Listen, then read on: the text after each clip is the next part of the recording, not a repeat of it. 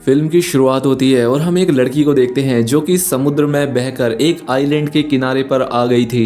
इस लड़की का नाम जैन होता है और इसके साथ इसका फ्रेंड ब्रैड भी यहाँ बहकर आ गया था। वो उसके पास जाकर उसे चेक करती है तो पाती है कि वो बुरी तरह से जख्मी था और कुछ ही देर में वो मारा जाता है। ये देखकर वो काफी परेशान हो जाती है और बाद में उसकी बॉडी को वहीं पर छोड़कर वो उस आइलैंड को एक्सप्लोर करने लगती है। लेकिन इस आइलैंड पर कोई भी नहीं होता। ये पूरा आइलैंड सुनसान था, यानी कि ये लड़की यहाँ पर फंस चुकी थी। इसके बाद जब वो आइलैंड में अंदर जाती है तो उसे एक जगह पर एक थैला मिलता है जिसके अंदर उसे एक लेडीज का पर्स और कुछ बच्चों का सामान मिलता है। यहाँ उसे एक मेडिसिन भी मिलती है जिसमें 1994 की डेट लिखी हुई थी, जिससे जैन को समझ आता है कि बहुत सालों पहले शायद यहाँ कोई आया था। उसे इस सामान में माचिस भी मिलती है। उसे वो अपने पास रख लेती है और वापस समंदर के किनारे आती है।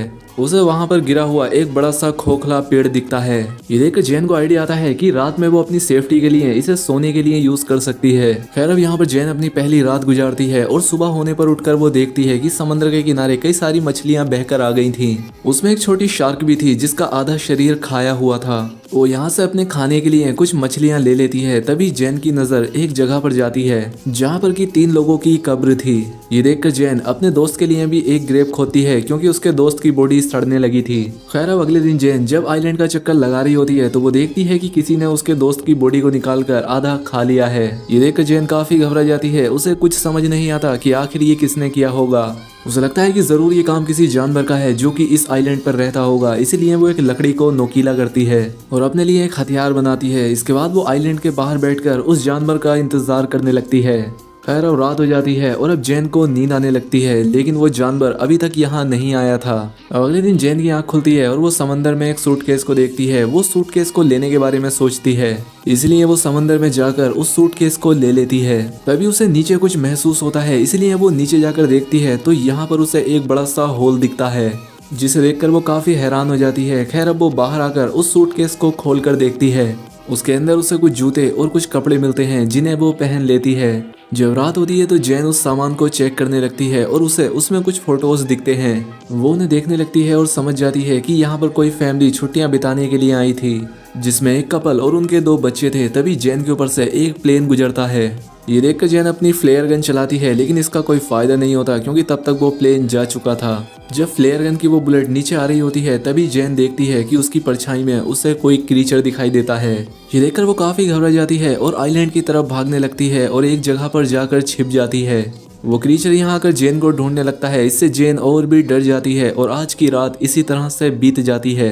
अब अगली सुबह जैन फिर से उन्हीं फोटोज को देख रही होती है और वो एक फोटो में 2 चमकती हुई आंखों को नोटिस करती है, जिससे वो समझ जाती है कि ये वही क्रीचर है जिसे मैंने कल देखा था और शायद इसी ने इस फैमिली को मारा होगा। ये देखकर जैन और भी ज्यादा डर जाती है और अब वो किसी भी तरह से इस आइलैंड से निकलना चाहती थी।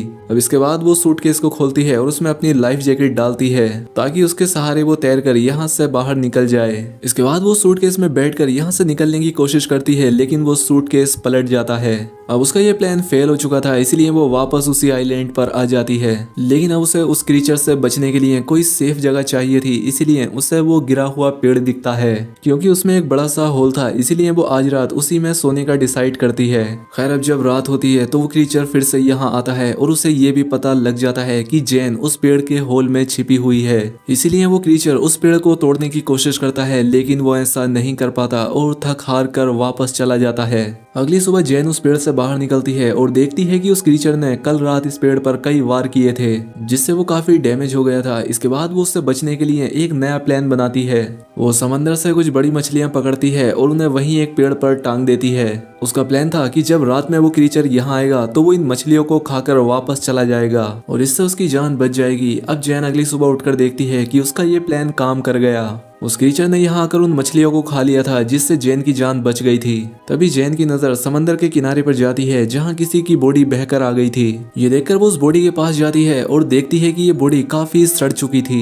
ये देखकर उसके मन में एक आइडिया आता है और वो इस बॉडी को भी वहीं पेड़ पर लटका देती है ताकि वो क्रीचर उस बॉडी को ही आकर खाए और चला जाए। अब उसके लिए यहाँ सरवाइव करना काफी मुश्किल हो गया था। आज रात के लिए उसने यहाँ पर एक गड्ढा बनाया था जिसमें जाकर वो छिप जाती है और उस क्रीचर के आने का इंतजार करती है। जब जब रात होती है तो वो क्रीचर यहाँ आता है और जैन पहली बार उस क्रीचर को देखती है। वो उस क्रीचर को देखकर काफी डर जाती है क्योंकि वो काफी खौफनाक था। अब वो यहाँ आकर उस बॉडी को खा जाता है। तभी जैन को अपने पास से कुछ आवाजें आती हैं और जैसे ही वो देखती है तो उसे वहाँ उस क्रीचर के पैर दिखाई देते हैं। ये देखकर वो और भी ज्यादा घबरा जाती है, लेकिन किसी तरह से खुद को कंट्रोल करती है। अब अगली सुबह जब जैन उठती है तो वो अपने लिए एक सेफ जगह चाहती थी। अब क्योंकि उसने उस क्रीचर की हाइट देख ली थी, इसीलिए वो अपने लिए पेड़ के ऊपर एक झूला तैयार करती है ताकि वो क्रीचर उस तक ना पहुंच सके। इसके बाद वो उस झूले में जाकर बैठ जाती है। खैर अब जब रात होती है तो वो क्रीचर फिर से यहाँ आता है और उसे यहाँ जैन के होने का एहसास हो जाता है। इसलिए वो उस झूले वाले पेड़ को जोर जोर से हिलाने लगता है, जिससे वो झूला टूट जाता है और जैन नीचे गिर जाती है। अब वो क्रीचर जैन का पीछा करने लगता है और जैन अपनी जान बचाकर भागने लगती है। तभी जैन देखती है कि वो क्रीचर जमीन से ज्यादा तेज पानी में दौड़ रहा है और वो पल भर में उसके सामने आकर खड़ा हो जाता है। लेकिन जैन अपने उस लकड़ी के औजार को उस क्रीचर के पेट में घुसा देती है। वो क्रीचर जैन को उठाकर पानी में फेंक देता है और जैन खुद को किसी तरह से संभालती है। जैन देखती है कि वो क्रीचर यहाँ से जा चुका है और अब वो पानी से बाहर आ जाती है और वहीं एक पेड़ पर जाकर छिप जाती है। अगली सुबह जब जैन उठती है कि उसका पैर काफी जख्मी हो चुका था, इसलिए वो खुद को साफ करने के लिए समंदर में जाती है। जब वो यहाँ नहा रही थी तभी उसकी नजर दूर एक राफ्ट पर जाती है जिसमें उसके दो दोस्त थे जो कि किसी तरह से सरवाइव करके यहाँ आ गए थे। उनका नाम लूकस और मिया होता है। इन्हें देखकर जैन काफी खुश होती है। अब ये जैन के पास आकर बैठ जाते हैं और जैन उन्हें खाने के लिए कुछ मछलियां देती है। वो यहाँ पर इन्हें उस क्रीचर के बारे में बताती है। वो कहती है कि हमें जल्द से जल्द यहाँ से निकलना होगा क्योंकि मैं यहाँ पिछले 7 दिनों से फंसी हुई हूँ। लेकिन लूकस और मिया उसकी बातों पर विश्वास नहीं करते। उन्हें लगता है ये झूठ बोल रही है। वो कहते हैं कि हम पिछले 5 दिनों से समंदर में भटक रहे थे और अब जाकर हमें ये आइलैंड मिला है। ये दोनों यहाँ से नहीं जाना चाहते थे। अब जैन उन्हें वो तस्वीरें भी दिखाती है जिनमें वो क्रीचर साफ दिखाई दे रहा था, लेकिन फिर भी वो दोनों यहाँ से नहीं जाना चाहते थे। जैन समझ जाती है कि ये उसकी बात नहीं मानेंगे। अब इसीलिए वो इनसे छिपकर इनकी राफ्ट लेकर यहाँ से भागने का प्लान बनाती है। वो उनकी राफ्ट लेकर यहाँ से निकलने की कोशिश करती है, लेकिन वो दोनों इसे पकड़ लेते हैं। मिया जैन पर अटैक कर देती है जिससे वो बेहोश हो जाती है। जब उसकी आंख खुलती है तो वो खुद को बंधा हुआ पाती है और अब रात हो चुकी थी। इसीलिए वो लूकस को मनाकर उसे खोलने के लिए कहती है, लेकिन लूकस और मिया उसकी कोई बात नहीं सुनते। इसके बाद मिया उस आइलैंड पर घूमने के लिए जाती है और लूकस वहीं जैन के पास रुकता है। इधर जब मिया वॉक कर रही थी तो वो क्रीचर पानी से निकलकर उस पर अटैक कर देता है। उसकी आवाज सुनकर लूकस तुरंत वहां पर जाता है, लेकिन वो क्रीचर मिया को पानी में खींचकर ले जाता है और उसे मार देता है। ये देखकर लूकस बहुत डर जाता है।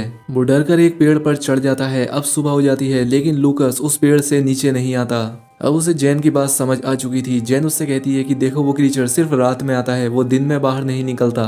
ये बात सुनकर लूकस पेड़ से नीचे आता है। अब जैन लूकस से कहती है कि हमें जल्द से जल्द इस आइलैंड से निकलना होगा। अब लूकस उसकी बात मानने के लिए तैयार था। अब ये लोग कुछ मछलियां और कुछ नारियल अपने साथ ले लेते हैं। वो अपने सभी सर्वाइव करने के सामान को रख लेते हैं। यहाँ पर लूकस काफी डरा हुआ था। जैन उसे समझाती है कि वो क्रीचर सिर्फ रात में अटैक करता है और जब तक रात होगी हम इस आइलैंड से काफी दूर जा चुके होंगे। इसके बाद जैन जाकर उस क्राफ्ट में बैठ जाती है जहाँ पर उसे कुछ खून बिखरा हुआ दिखाई देता है, जहाँ पर वो समझ जाती है कि इन पिछले 5 दिनों में इन दोनों ने सरवाइव करने के लिए जरूर किसी अपने इंसानी साथी को मारकर खाया होगा। खैर अभी लोग जैसे ही अपनी क्राफ्ट से यहाँ से निकलने लगते हैं, लूकस को पानी में वही क्रीचर दिखाई देता है। ये देखकर ये दोनों काफी घबरा जाते हैं और उस क्राफ्ट को चारों तरफ से ढक लेते हैं, लेकिन तभी वो क्रीचर उनकी क्राफ्ट में घुसकर उन पर अटैक कर देता है। ये देखकर लूकस उस फ्लेयर गन से उस पर अटैक करता है, लेकिन वो क्रीचर जैन को पकड़कर अपने साथ ले जाता है। जैन के पास एक नाइफ था जिसे निकालकर वो उस क्रीचर पर कई बार अटैक करती है, लेकिन तभी लूकस भी जैन को बचाने के लिए पानी में आ जाता है। ये देखकर वो क्रीचर जैन को छोड़ देता है और लूकस को पकड़ लेता है। वो उसे लेकर अपने उस बड़े से होल में चला जाता है। ये देखकर जैन किसी तरह से तैरकर फिर से उसी आइलैंड पर पहुंच जाती है। जैन को लूकस की मौत का काफी दुख होता है, इसीलिए वो उस क्रीचर का सामना करने का डिसाइड करती है। इसके बाद वो वहां पड़ी लकड़ियों से कई सारे नुकीले हथियार बनाती है, लेकिन ये औजार उससे कम नुकीले लगते हैं, इसीलिए वो वहां की ग्रेव को खोदती है और उसमें से कंकाल को निकालकर उनसे काफी नुकीले हथियार बनाती है। वो उस क्रीचर को आग में जलाने का प्लान बनाती है, इसीलिए वो वहां पड़ी सूखी झाड़ियों को इकट्ठा करती है और उनसे एक घेरा बनाती है। अब उसने अपने ट्रैप को तैयार कर लिया था। खैर अब कुछ देर के बाद रात होती है और वो क्रीचर यहाँ आता है, वो भी उसी जगह पर जहाँ उसने ट्रैप लगाया था। तभी जैन यहाँ झाड़ियों में आग लगा देती है, जिससे वो क्रीचर आग में फंस जाता है और अब जैन अपने उन नोकीले हथियारों से उस क्रीचर पर अटैक करने लगती है, जिससे वो क्रीचर काफी घायल हो जाता है। लेकिन अब वो जैन को पकड़ लेता है, लेकिन जैन उस पर अटैक करके भागने लगती है। तभी वो क्रीचर उसके सामने आ जाता है। लेकिन अब वो काफी जख्मी हो चुका था, इसीलिए वो वहीं पर गिर जाता है। ये देखकर जैन उस पर बहुत सारे स्टेप करती है और बाद में उसका गला काट देती है। इसके बाद अब हम देखते हैं जहां जैन ने आग लगाई थी उससे पूरा आइलैंड जलने लगा था, यानी कि अब इतनी बड़ी आग को देखकर कोई ना कोई जैन को बचाने के लिए यहाँ जरूर आ जाएगा। इसलिए जैन ने ऐसा किया था और अब इसी के साथ ये मूवी यहाँ पर खत्म हो जाती है।